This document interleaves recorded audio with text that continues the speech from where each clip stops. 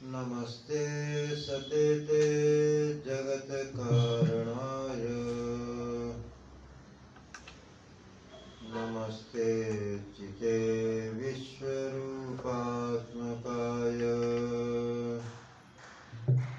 नमो अद्वैततत्त्वाय मुक्तिप्रदाय नमो ब्रह्मणे व्यापिने निर्गुणाय नमस्तस्मै सदेकस्मै कस्मै चिन्महसे नमः यदेतद्विश्वरूपेण राजते गुरुराजते।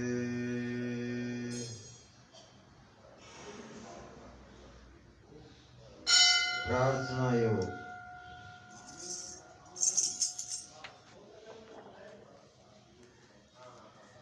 सारे शास्त्र और संत महात्मा। संत का अर्थ होता है जो जिसने अपने को महान अस्तित्व से अभिन्न अनुभव कर लिया है, उसे संत कहते हैं।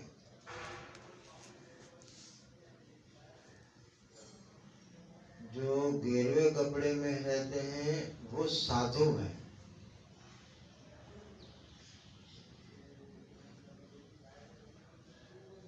महात्मा उसे कहते हैं जिसने अपने को ब्रह्म रूप से, महान रूप से अनुभव कर लिया है, उसे महान आत्मा कहते हैं। आत्मा को महान रूप से, ब्रह्म रूप से अनुभव कर लिया तो वो महात्मा कहलाता है।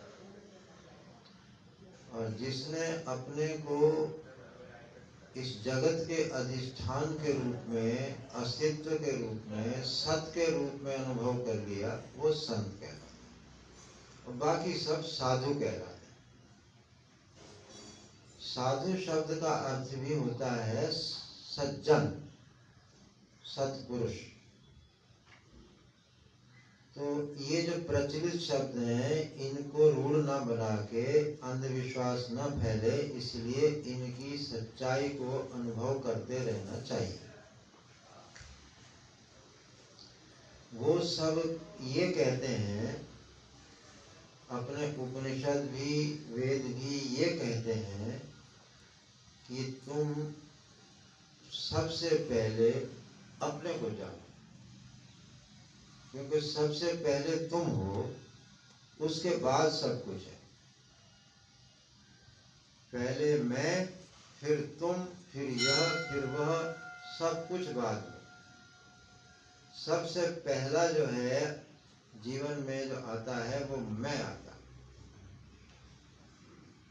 तो अपने को जानने के बाद ही सबको जाना जा सकता है। और व्यवहार में जो चल रहा है वो ये है कि अपने को छोड़ के सबको जानो, एकदम विपरीत बुद्धि। इसी को अविद्या कहते हैं, विपरीत बुद्धि। शास्त्र ये कहता है कि अपने को पहले जानो, उसके बाद किसी और को जान लेना। अपना परिचय नहीं होगा तो जिसको भी जानोगे उसमें धोखा ही धोखा रहेगा।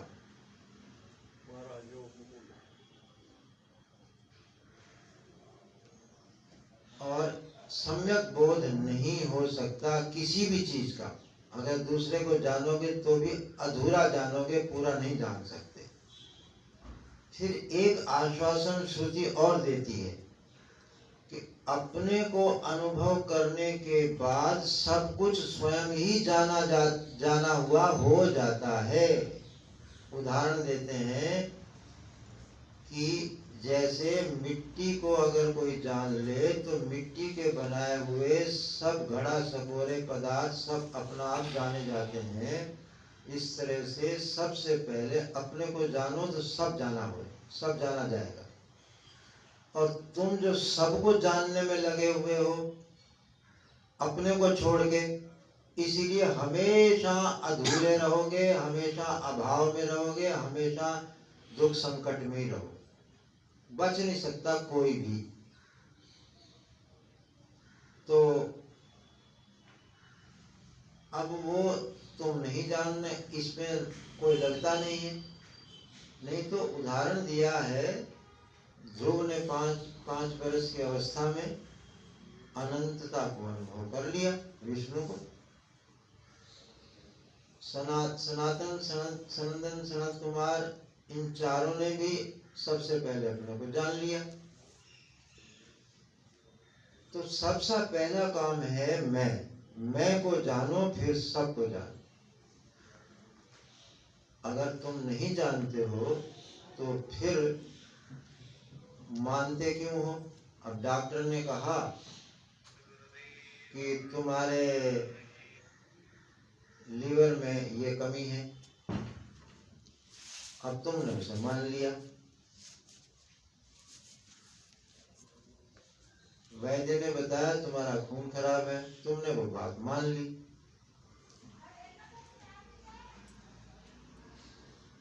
ज्योतिषी ने कहा तुम्हारे पे राहु की दशा चल रही है, वो बात तुमने मान ली। तो ये मानते क्यों हो?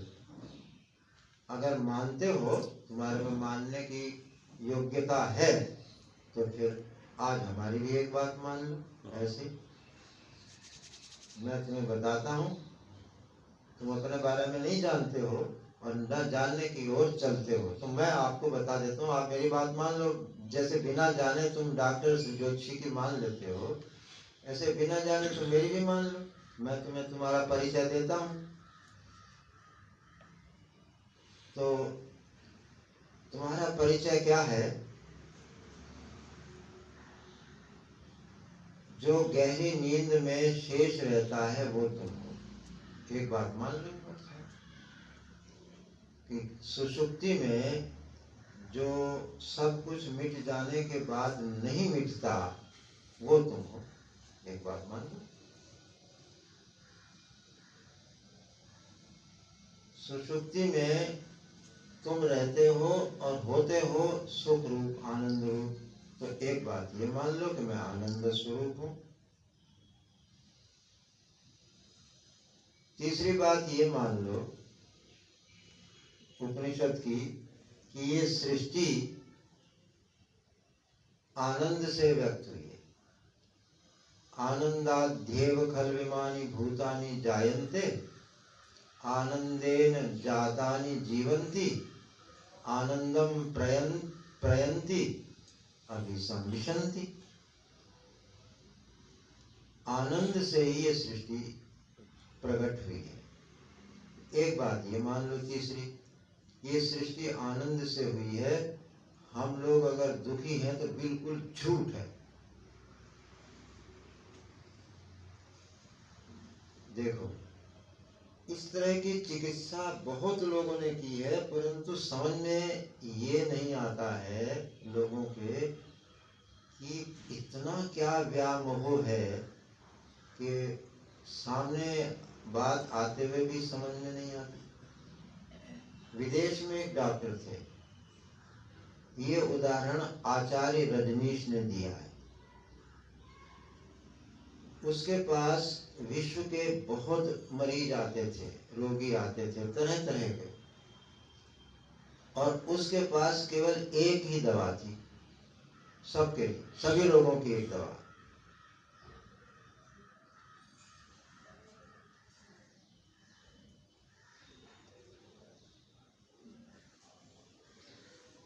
वो क्या करता था कि पहले उसकी जांच पड़ताल करके की सारी बातें उसकी सुन लेता था। सुनने के बाद उससे कहता था कि मुझे तो कोई रोग मिला नहीं, तुम स्वस्थ हो। अब तुम कहते हो कि मुझे यहाँ दर्द हो रहा है, मुझे ये हो रहा है, मुझे वो हो रहा है, तो ये तुम्हारा भ्रम है। क्योंकि तुम आनंद स्वरूप हो, तुम में दुख की संभावना नहीं है, न विकार की संभावना है, न रोग की संभावना है, न भ्रम की संभावना है। फिर भी तुम कहते हो कि मैं ऐसा हूं, ये तो तुम्हारा भ्रम है। तो अब आप एक काम करो, उस सबको एक ही बात लिख के दे देता था कि मैं सर्वथा स्वस्थ हूं। बार बार इसी को दोहराओ, मन में इसी को दोहराओ, मैं स्वस्थ हूं क्योंकि मेरा मूल आनंद है। मैं स्वस्थ हूं क्योंकि मेरा मूल आनंद है। मैं अस्वस्थ हो नहीं सकता। ये हुआ है तो किसी और की भूल होगी, मैं तो पूर्ण स्वस्थ हूं। तो अब 3 बातों में तुम लगा लो। उस डॉक्टर की तो बात थी कि मैं स्वस्थ हूं, और हम ये कहते हैं कि तुम ये कहो कि मैं सुषुप्ति शेष आनंद हूं और पूर्ण स्वस्थ। बस अब इसको आप स्वीकार करो, मान लो इसको कि मैं ऐसा ही हूं। अब कुछ भी आवे तो उसे हाँ मत कर दो। जैसे उदाहरण के लिए, एक दिन मेरे पैर में दर्द हुआ, तो सबसे पहला काम मैंने क्या किया कि मैंने उसे कहा हट, बकवास है, सब बकवास। तो पहले तो मैंने उसे स्वीकार ही नहीं किया कि दर्द है। आधे प्राण तो उसके यही निकल गए। अब उसके बाद मैंने ये भावना की कि नहीं,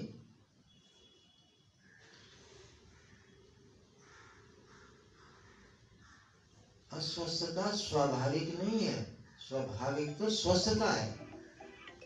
जब शरीर से मैं अपने आप में स्थित हूं तो स्वभाव से भी मैं अपने आप में स्थित हूं। तो बस अब 2 में से एक काम कर लो, या तो उधर से ध्यान हटा दो, और या फिर यही बार बार दोहराओ कि मैं स्वस्थ हूं। तो ये आपको अपनी याद आ गया।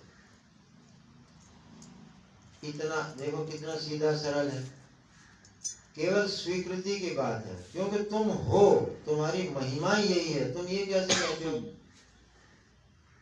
मैं मनुष्य हूँ, मैं गृहस्थी हूँ, मैं पापी हूँ, मैंने इतने गलतियां की हुई हैं। ये कोई चिंतन करने लायक बात है?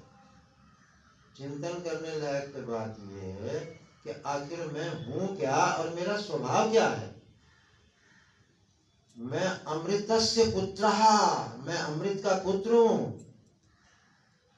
और अमृत ही रहूंगा। इस तरह से आप विचार करो। वो विचार को हमने प्रार्थना में सेट किया, और वो ऐसे सेट किया हुआ है कि तुम्हें लगता है कि हम प्रार्थना कर रहे हैं, और मैंने जो उसको सेट किया है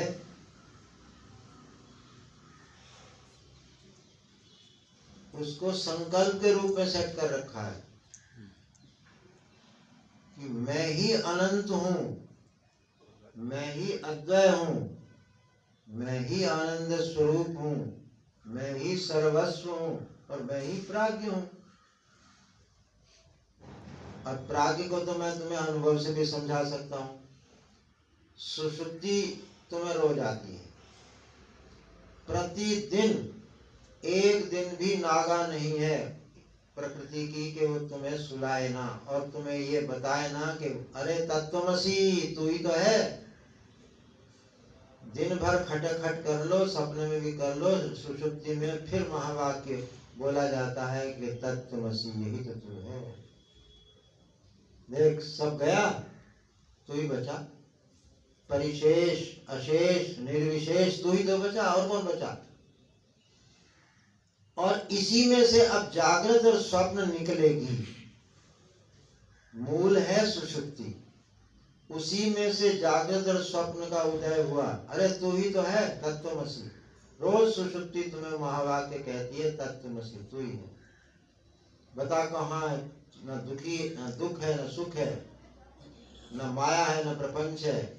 खोल दे पलक, देख ले झलक। न काया है, न माया है, न धूप है, न छाया है, आप ही आप में समाया है। बस आप ही आप में समाया। देख ले बात है कि नहीं? कितना है बोल। तो उसको मैंने प्रार्थना, इस सारी बातों को, ये जो तुम अपने को जानना नहीं चाहते हो, तुम्हें कोई प्रेरित नहीं करता, तुम्हें कोई परिस्थिति नहीं देता, तुम्हारी किस्मत में नहीं लिखा है, ऐसा तुम बोलते हो। जो सबसे पहले काम था, कर्तव्य था, जो सबसे पहला कर्तव्य था, वो ये था कि तुम अब व्यवहार में प्रवेश करने से पहले अपना एड्रेस देखो, तुम कौन, अपना परिचय प्राप्त करो, तब आगे एक कदम रखो। नहीं तो वहां गड़बड़ हो जाएगी। जब तुम्हें अपना ही पता नहीं तो वहां क्या करने जा रहे हो, सब कुछ गलत हो जाएगा।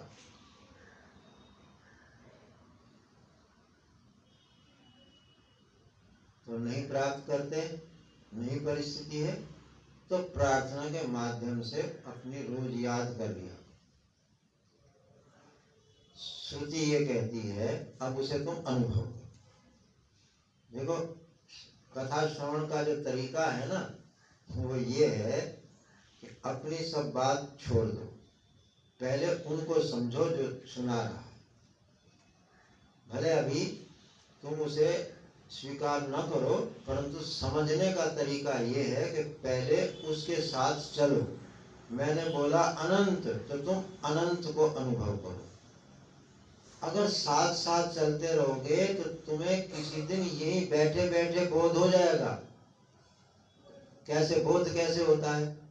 अरे वृत्ति बनना, ब्रह्माकार वृत्ति बने। ब्रह्म क्या है? अब ब्रह्माकार वृत्ति बनाना बहुत कठिन नहीं है। विषयाकार वृत्ति, अब हम आपको कथा सुना रहे हैं, आपका पूरा ध्यान जगत से, संसार से, शरीर से हम हटा रहे हैं। ये अधिकारित्व हो गया कि सब ओर से विमुख हो गए। अब हम ब्रह्म की ओर आपको सम्मुख कर रहे हैं, और अगर आप मेरे साथ साथ, शब्दों के साथ साथ चलते रहो तो तुम्हारी वृत्ति बन जाएगी। वृत्ति बन जाएगी, बात पूरी, खत्म। ब्रह्माकार वृत्ति हो गई, ब्रह्म का बोध हो जाएगा, तुम्हें ये पता लग जाएगा कि मैं ये हूं। इसी का नाम शक्तिपात होता है। शक्तिपात क्या होता है कि शिष्य की श्रद्धा, श्रद्धा से वो ये मानता है कि गुरुदेव अब जो भी बताएंगे वो मैं अनुभव करूंगा, तो वो खाली होकर बैठता है श्रद्धापूर्वक, मैंने रिसीव इस पॉइंट पर, रिसीविंग और रिसीव की स्थिति में आ जाता है। और गुरु क्या करता है? संकल्प करता है कि इसको बोध हो जाए, इसके अंदर ब्रह्माकार वृत्ति का उदय हो जाए। अब वहां खाली है, शिष्य का अंतःकरण खाली है, किसी आग्रह से, राग द्वेष से, इस समय, इस क्षण, आगे पीछे की बात मैं नहीं करता, क्या तुम कितने पाप करके आए हो, उससे हमारा कोई मतलब नहीं।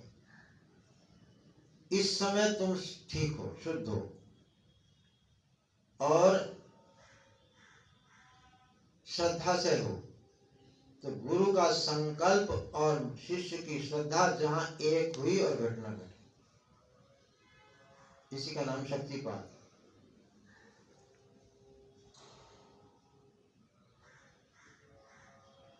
तो ये, चूंकि तुम मूल में चेतन हो, इसलिए तुम्हारे लिए अपने को अनुभव करना या ब्रह्म ज्ञान तुम्हारे लिए कोई अस्वाभाविक बात नहीं है, कोई दुर्लभ नहीं है, कठिन नहीं है, बहुत सी सरल है।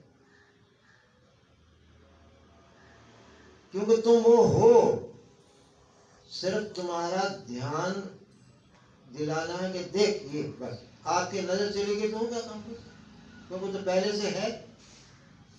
अगर कहीं से लाना हो तो साधना क्या करते हैं? जो चीज नहीं है उसी के लिए प्रयास करते रहते हैं लोग, वो फिर फिसलता रहता है, पतन होता रहता है, विघ्न आते रहते हैं, इसीलिए होता ही नहीं, सारी जिंदगी करते रहो। जो सहज है, उपस्थित है अभी यही अपने रूप में, उसकी प्राप्ति में कठिनाई कहाँ है? उसे तो सुलभ कहना भी गलत है। अच्छा, आंख को मुझे दिखाना है, बताओ कैसे दिखाऊं? आंख सबको देखती है। अब मुझे तुम्हें आंख का ज्ञान करवाना है तो कैसे कराऊं? कौन सा साधन करवाऊं जिससे तुमको अपनी आंख का पता लग जाए? बस तुम देखना बंद करो और अपनी ओर आंख की ओर ध्यान दो, बस आंख का अनुभव हो जाए। तो जो जान रहा है सबको निरंतर चेतन, उसको अनुभव कैसे करें? बस जो जान रहा है उधर की ओर ध्यान दो तो पता लग जाता है, क्योंकि तो मौजूद है, उपस्थित है, विद्यमान है, वर्तमान नहीं है। वर्तमान तो काल की धारा में बहते हुए को कहते हैं, जो चल रहा है उसको वर्तमान कहते हैं। विद्यमान माने जो है, अस्तित्व अभी, ओझल नहीं होता, जो विद्यमान। तो उसको हमने प्रार्थना के द्वारा आपको सुलभ कराने का प्रयास किया है। जिस दिन ये प्रार्थना करोगे, भले तुम फिलहाल अन्य रूप से करोगे, मगर तुम्हें सेटिंग ऐसे ढंग से किया हुआ है कि वो तुम्हें आत्मबोध करा दे। आप एक शब्द ले लीजिए कोई सा भी और आपको बोध हो जाए। आप अनंतता शब्द ले लीजिए और अनंत पर ध्यान दीजिए, आप अनंत हो जाएंगे। जिस दिन अनंताकार वृत्ति बन गई ना, काम इतना ही तो है। ऐसे ही आप अद्वैत शब्द ले लीजिए कि मेरे सिवा कोई नहीं है, तो बोध हो जाएगा। तो उसी ढंग से यहाँ प्रार्थना में आत्म साक्षात्कार की सद्भावना से इसका सेटिंग किया हुआ है, और बहुत विचार पूर्वक। अब तुम कहो कि मैं अपनी प्रार्थना बना लूंगा, बना लो, होगा वो काम, वो भी करेगी, परंतु वो तुम्हें माया से निकाल नहीं पाए। क्या, एक बात सुनो, ईश्वर भगवान किसे कहते हैं? देखो, भगवान किसे कहते हैं? जिसमें समग्र ज्ञान हो, संपूर्ण ज्ञान, जिसमें समग्र वैराग्य हो, असंगता, जिसमें संपूर्ण संयम हो, धर्म हो, जिसमें संपूर्ण लक्ष्मी हो,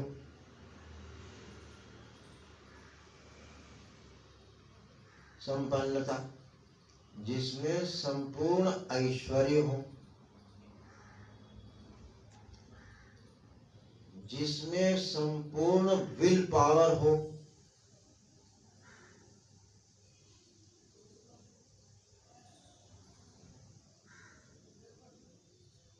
जो स्वयं चैतन्य चिंतामणि अमृत कल्प वृक्ष सकल काम धेनु हो, उसे भगवान कहते हैं।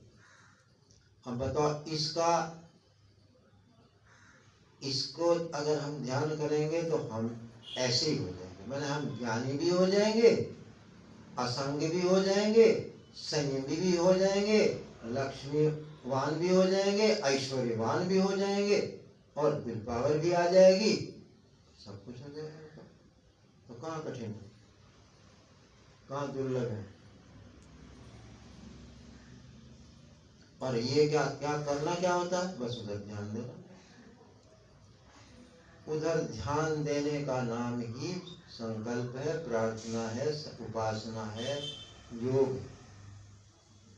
जिधर जो नहीं चाहिए उधर से ध्यान हटाना, और जो चाहिए उधर ध्यान देना, बस इतने गुण है कुल सारी साधनाओं का। सब साधना, जितनी भी साधना है, उसमें अनभीष्ट की तरफ से ध्यान हटाया जाता है और अभीष्ट की तरफ ध्यान दिया जाता है।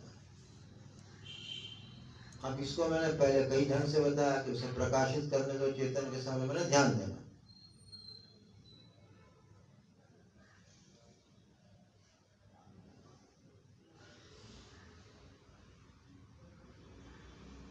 अहमता, ममता, कामना, आसक्ति, माया के ये 4 सूक्ष्म रूप, कंचन, कामिनी, कीर्ति और कर्म, माया के ये 4 स्थूल रूप, ये सब आपके एक झटके में शिथिल होके, क्षीण होते होते शांत। और करना क्या है? जो आप करते हो उसे विधिवत कर लो, बस करते रोज ही हो। 24 घंटे आप प्रार्थना करते हो, जरा कभी एक बार आत्मनिरीक्षण करके देख लो। कभी कभी बीच बीच में जाग जाया करो, चलते फिरते उठते बैठते। अभी कार में बैठोगे, भगवान सब ठीक ठाक रखे, गाड़ी वाड़ी सब ठीक पहुंच जाए, मैं सुरक्षित रहूं। हर समय आपके मन में प्रार्थना चलती रहती है कि हमारा मंगल हो, अमंगल एक सुई की नोक के बराबर भी ना हो। ऐसे ही है, 24 घंटे ये प्रार्थना चलती रहती। सोते समय भी यही प्रार्थना करके सोते हैं, परंतु उसको चैतन्य के सामने प्रकाशित नहीं करते, इसलिए वो सब बेकार जाती है। तो सिर्फ उसी जो आप दिन रात कर रहे हो, उसी को मैं व्यवस्थित करने की सलाह दे रहा हूं कि उसे सिर्फ विधि पूर्वक कर डालो। मैं स्वस्थ हूं। अब स्वस्थ शब्द को जरा समझ लो। मैं स्वरूप से स्व में स्थित हूं। स्वस्थ। मैं विवेक से भी स्व में स्थित हूं। मैं मानसिक दृष्टि से भी स्व में स्थित हूं, और शरीर की दृष्टि से भी मैं स्वस्थ हूं, प्रकृतिस्थ हूं, स्वस्थ हूं। और मेरा बाह्य वातावरण भी स्वस्थ है, माने नॉर्मल है, प्रकृतिस्थ है, स्वाभाविक है, अस्वाभाविक नहीं, प्रतिकूल नहीं। अब अगर ये चिंतन चलता रहे कि मैं स्वस्थ हूं या मैं अनंत हूं, मैं प्राज्ञ हूं, ये प्राज्ञ शब्द फिर समझाता हूं। देखो, सुषुप्ति आई, सुषुप्ति में जो चेतन होता है, मांडुक्य उपनिषद ने उसी को प्राज्ञ कहा। तो आप हैं, मुझे बताने की जरूरत ही नहीं है, किसी को भी बताने की जरूरत नहीं। आप प्राज्ञ हैं। अब बोले मैं तो कुछ नहीं कर सकता, वो तो लिखा है कि एष सर्वेश्वर एष सर्वज्ञ, मुझे तो कुछ पता नहीं है। पता है, आंशिक रूप से है। आपके पास शक्ति भी आंशिक रूप से है, आप जानते भी आंशिक रूप से हैं। आप उसको विस्तार देना चाहते हो तो उस पर ध्यान देना शुरू करो, आपका विस्तार हो जाएगा। क्योंकि मूल में बात यह है कि चेतन दो नहीं होते, और मेरे सिवाय कोई चेतन है नहीं।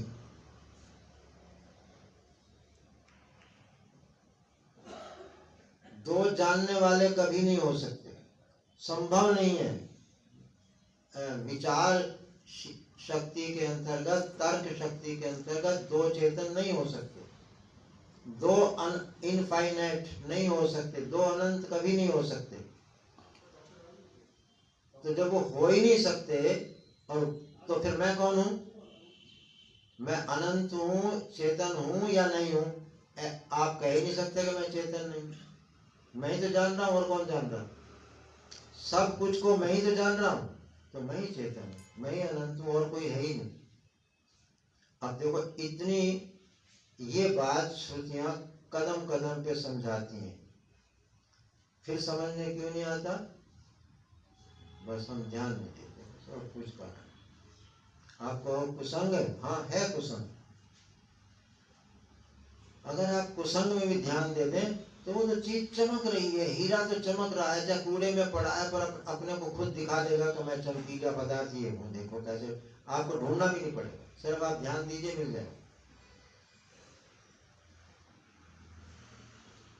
उसी बात को हमने एक बहुत सरल ढंग से सारे वेदों के मंत्रों में ये सब सेट किया हुआ है, उसको प्रार्थना रूप, संकल्प रूप दिया हुआ है। देखो, श्रद्धा एक ऐसी चीज है, एक मानसिक चीज है। अब देखो वेद का सूक्त क्या कहता है, श्रद्धां प्रातर्हवामहे श्रद्धां मध्यम दिनम परि। माने मैं श्रद्धा का आवाहन करता हूँ सवेरे, मैं दोपहर में भी श्रद्धा का आवाहन करता हूँ, मैं रात्रि में भी श्रद्धा का आवाहन करता हूँ। ये क्या है? संकल्प ही तो है। सारे मंत्र इसी तरह से सेट किए हो, सब में संकल्प ही संकल्प है। धियो यो नः प्रचोदयात्, किसकी? जो प्रकाश स्वरूप है, जो जान रहा है निरंतर उधर की ओर, धीमहि मैं उसकी ओर ध्यान देता हूँ और वो मेरी बुद्धि को अभिमुख कर दे, सम्मुख कर दे। सब प्रार्थना और संकल्प और कुछ भी। तो इसी को आपके पास जो सहजतम अगर कोई चीज है तो वो यही संकल्प और प्रार्थना ही है, जिसे एकदम ढक दिया गया।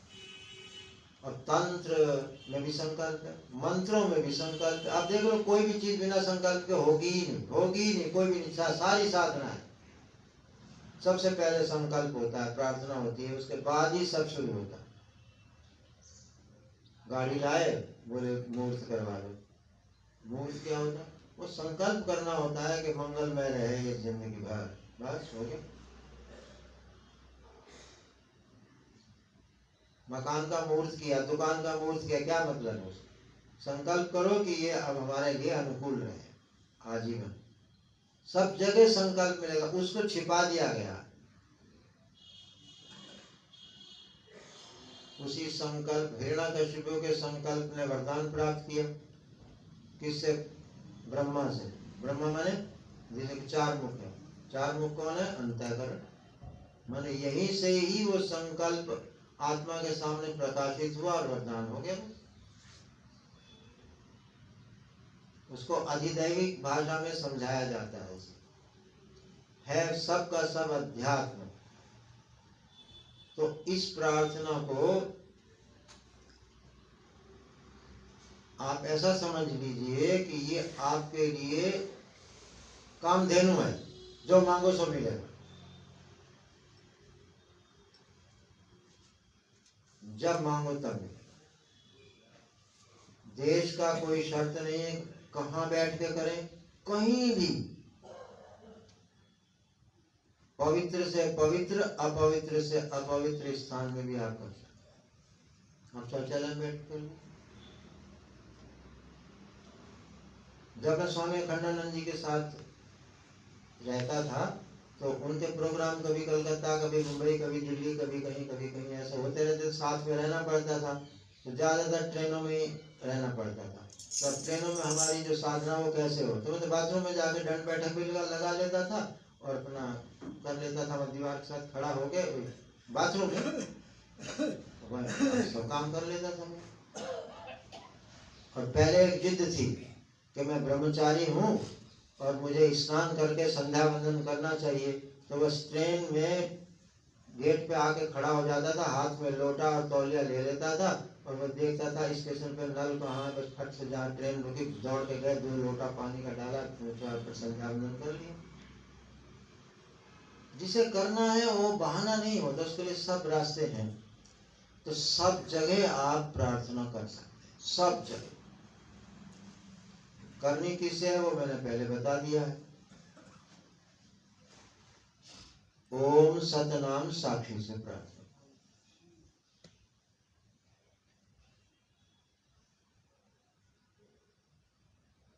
अस्तित्व, सत माने अस्तित्व, जो है, जो विद्यमान है, मौजूद है, उपस्थित है, निरंतर जान रहा है निरंतर, उससे वो सत है। वो कौन है?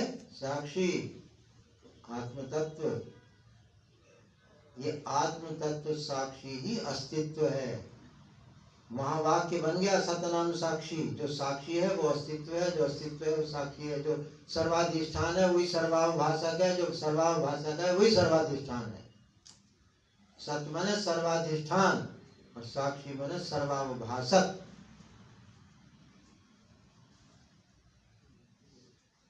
जिसे सत कहते हैं उसी का नाम साक्षी रखा हुआ है। तो आप जब बोलते हो ना फोन पे घंटी आई सतनाम साक्षी, तो महावाक्य बोलते हो आप कि जो सत ही साक्षी है, साक्षी ही सत है। अहम ब्रह्म, भागवत में 12वें स्कंद में, अहम ब्रह्म ब्रह्माहम, मैं ब्रह्म हूं, ब्रह्म मैं हूं। उसी को यहाँ सेट किया हुआ है, सत साक्षी और साक्षी सत। महावाक्य है सतनाम साक्षी। तत्वमसि, वही तू है, जो सत है वही तू है, तुम साक्षी हो। जो अस्तित्व है वो ये तुम्हारा साक्षी स्रोत ही है और कोई नहीं। तो उससे प्रार्थना करो। उसको अगर तुम अभी नहीं जान रहे हो तो ठीक है, किसी आकार में मान लो, परंतु एक आकार। नहीं मानते हो तो आर्य समाजी हो, मुसलमान हो, तो फिर निराकार में। निराकार का बिल्कुल स्पष्ट है, जो अनंत आकाश है निराकार, इसमें कोई आकार, निरूप है, निरूप। आंख से नहीं, जो रूपवान होता है वो आंख से देखा जाता है, जो निरूप है वो आंख से नहीं देखा जा सकता। ये आकाश है, निराकार है, इसके सामने प्रार्थना करो। नहीं, आप तत्व ज्ञानी अपने को समझते हैं, हाँ तो ठीक है, अपने सामने करो, साक्षी के सामने करो प्रार्थना, और साक्षी उसे प्रकाशित कर देगा फट से। साक्षी के सामने करो प्रार्थना। तो ये तो कल तक बता दिया। अब ये है कि प्रार्थना करनी क्या है, वहां हम चूक करते हैं। हमको क्या मांगना क्या चाहिए। आपको अपने बारे में भी कुछ ख्याल नहीं है कि हम लोग ऊट पटांग उल्टी सीधी बातें मांगते रहते हैं। कभी धन मांगेंगे, फिर कहेंगे धन से कौन सुखी हुआ है, काटते। अरे मांगना तो मांगो ठीक से, फिर जैसा भी है मांग के काट है। वैसे कहेंगे भाई शादी करनी है, भाई शादी करके कौन सुखी रहा है। फिर काटते रहेंगे। माने संकल्प विकल्प, संकल्प विकल्प, प्रार्थना करेंगे फिर अपनी प्रार्थना को मना करेंगे। ये है हम लोगों की स्थिति।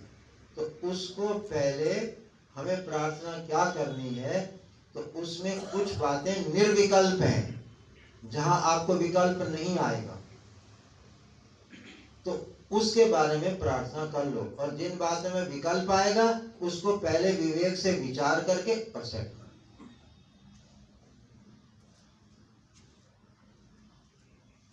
नहीं तो प्रार्थना पूरी नहीं होगी, कोई भी संकल्प पूरा नहीं होगा। तो यहाँ पर जितनी चीजें मांगी हुई है वो सबको चाहिए, यहाँ तक कि कुत्ते बिल्ली को भी चाहिए। तो वो निर्विकल्प है सारी। जैसे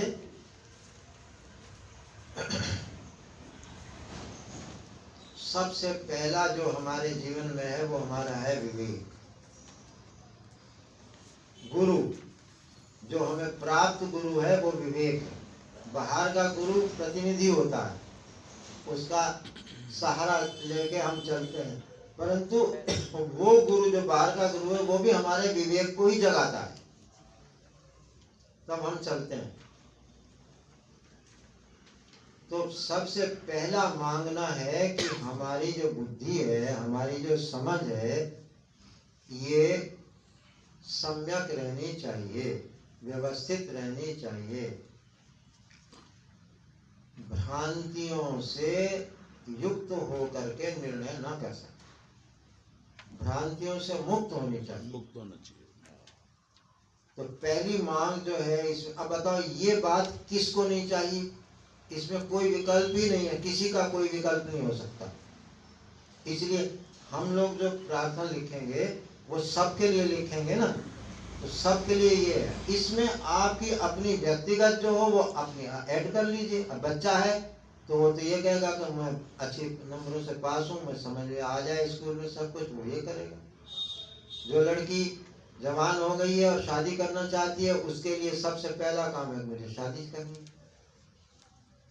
जो पढ़ लिख के तैयार हो गया है वो सबसे पहले जॉब ढूंढता, फिर जॉब ढूंढेगा। वो अपनी व्यक्तिगत सबकी अलग होती है। जो एक कॉमन है प्राणी मात्र के लिए वो इसमें है। और वो ऐसा नहीं कि वो नहीं चाहिए, वो सबको चाहिए अनिवार्य रूप से। जिसमें से पहला है कि हमारा जो बुद्धि है वो सद्बुद्धि होनी चाहिए, कुबुद्धि नहीं, दुर्बुद्धि नहीं। पहली मांग। बताओ अब ये मांग में क्या विकल्प हो सकता है? कोई कहता है कि हमारी बुद्धि खराब हो जाए? एक भी वोट पड़ेगी क्या इसमें? एक भी वोट नहीं। सब चाहते हैं कि मेरी बुद्धि सद्बुद्धि हो, और वो केवल चेतन से ही प्राप्त हो सकती है। जो कल्प वृक्ष है उससे ही प्राप्त हो सकती है, और कहीं नहीं मिलेगी। कहीं धक्के खा लेना। एक दिन क्या हुआ, मैं एक महात्मा के पास जा रहा था सवाई माधोपुर। तो वृंदावन से होते हुए जाना चाहता था, तो मैं वृंदावन गया तो गुरु जी थे वहाँ। तो मैंने उनसे आज्ञा ली कि मैं सवाई माधोपुर जा रहा हूँ। कि कहाँ जाते हो? मैंने कहा स्वामी कृष्णानंद के पास। कि क्यों? मैंने कहा बस मेरे जीवन में थोड़ा प्रमाद आ गया है, वो थोड़ा कड़क महात्मा है, 2 धक मारेंगे ठीक हो जाऊंगा। तो उसके पास जाऊंगा तो जरा ठीक रहेगा। प्रमाद आ गया, भजन में थोड़ा सा आलस आने लगा है, मन कम हो गया है, तो जरा उनके पास जाऊंगा तो ठीक हो जाएगा। बोले नहीं अभी नहीं जाना, अभी मेरे साथ चलो। तो हम हरि बाबा के बांध पे चले गए। वहां से लौट के आए, नहीं तो वहां हरि बाबा के बांध पे जो घटना हुई ये हुई कि स्वामी जी के पास जब भी जाते थे अपना रसोईया रहता था, वो किसी अपनी व्यवस्था साथ ही रखते थे। एक तो गंगा जल पीते थे हमेशा, चाहे बंबई रहे, कलकत्ता रहे, बेंगलोर रहे, पानी गंगा जल साथ में ही रहता था। पानी पीते ही गंगा जल थे और दूसरा जल पीते नहीं थे। तो रसोईया था। हमारे जो बड़े गुरु भाई थे जो उनकी सेवा में थे वो 27 साल से थे, और मैं तो अभी 1.5 साल से ही आया हुआ था। तो उसका किसी लड़की से प्रेम हो गया, और वो लड़की भी आई हुई थी वहाँ। तो खाना वाना स्वामी जी को खिलाने के बाद वो लड़की अपना वो हमारे गुरु भाई जो उसके मुंह में खिला रहे, वो उसे खिला ली। रसोईया ये देख करके भड़क गया कि ये क्या तमाशा है? और वो उठ के बाहर चला गया, और बाहर वो बड़बड़ाता हुआ आया। तो हम लोग बाहर धूप में खड़े थे, सर्दी के दिन थे। तो हमने कहा भाई पंडित जी क्या हो गया, क्या हो गया? कि देख लो ना जाके अंदर क्या हो रहा है। खैर पता लग गया। तो शाम को स्वामी जी के साथ मैं घूमने गया, तो मैंने कहा उनसे कि आपके पास वो 27 वर्ष से रहता है, तो फिर भी अभी तक कोई संयम वयम कुछ मर्यादा नहीं है? वो तो जवाब देखो, स्वामी जी का जवाब सुनो। मेरे पास से मक्खियां भी रहती हैं, मक्खियां भी रहती हैं मेरे पास तो। अब वो किसी लिए रहता है, साधना के लिए रहता है, सत्य के लिए रहता है, कुछ और खाने पीने के लिए रहता है। वो जैसा उसका उद्देश्य होगा वैसे करता है। अब मक्खी आती है तो मक्खी क्या मुझे सत्संग या ज्ञान प्राप्त करने आएगी क्या? तो जो जैसा है, मैं तो अपने हिसाब से जैसा हूँ। अब वो जो ग्रहण कर रहा है वो उसकी मर्जी है। अगर वो रहता है इससे कोई मतलब नहीं, वो किस लिए रहता है वो। तो ऐसे ही यदि आप प्रार्थना करते हैं तो किस लिए करते हैं, वो जो अनिवार्य चीजें हैं वो इसमें दी। वो है कि सबसे पहले हमें सद्बुद्धि चाहिए, और सद्बुद्धि नहीं चाहिए उसके अनुसार मैं पालन भी करूं, उसके अनुसार मैं संयम भी करूं। ये इस पहले वाक्य का अर्थ यही है, मैं विविक्त का सर्वथा समादर करूं। समादर का अर्थ है उसे अच्छी तरह से जीवन में लाऊं। विविक्त का अर्थ है विवेक करके जो निष्कर्ष निकाला है उस निष्कर्ष के अनुसार मैं जीऊं, उस निष्कर्ष के अनुसार देखूं, उस निष्कर्ष के अनुसार चलूं, बुद्धि के अनुसार चलूं। अगर अर्जुन कृष्ण के अनुसार न चलते तो उनका ये यात्रा पूरी न होने वाली। ये जो सारथी है जीवन का वो कृष्ण है, अर्जुन है। मैंने उसको इतना सम्मान दिया है बुद्धि को कि वो एक भगवान की तरह से है। अगर सद्बुद्धि है तो भगवान की तरह से। ठीक है, इसी को फिर आगे करेंगे। प्रार्थना करते हैं।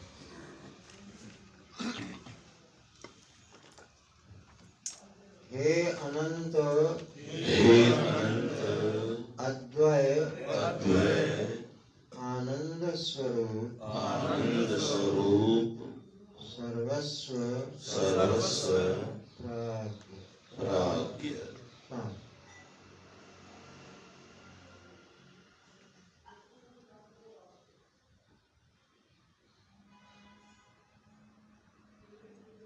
मैं विविक्त का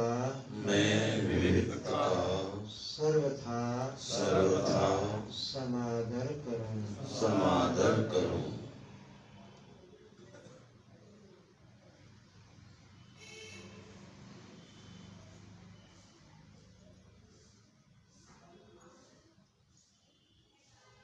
हे सर्वयोग क्षेम प्रदाता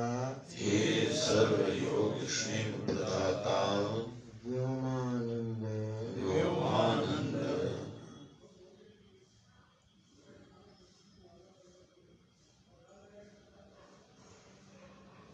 यह जीवन परस्पर सद्भाव से युक्त स्वस्थ संपन्न और सर्वतः सुरक्षित रहे।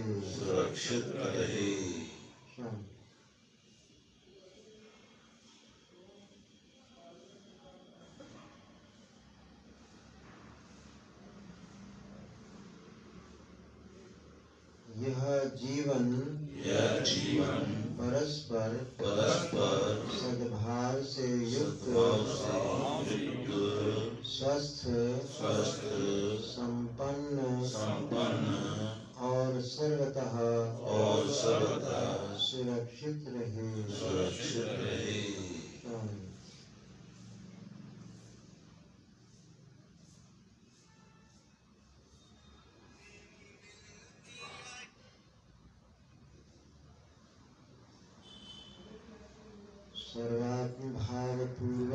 सर्वात्म भावपूर्वक अनंत जागृति से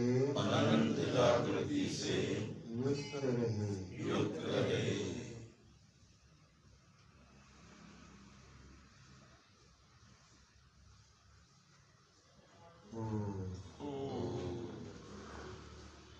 ओम इति स्वीकारे। तैत्तिरीय उपनिषद में है ओम स्वीकार के अर्थ में भी है व्यवहार में। ओम माने हाँ हमें स्वीकार है, ये बात ठीक है, ऐसे ही हमें चाहिए। सर्वगतादनन्तस्य स एवाहमवस्थितः मत्तः सर्वम् अहं सर्वं मयि सर्वं सनातनम्। सद्गुरुदेव भगवान की, सद्गुरु स्वामी तेवराम महाराज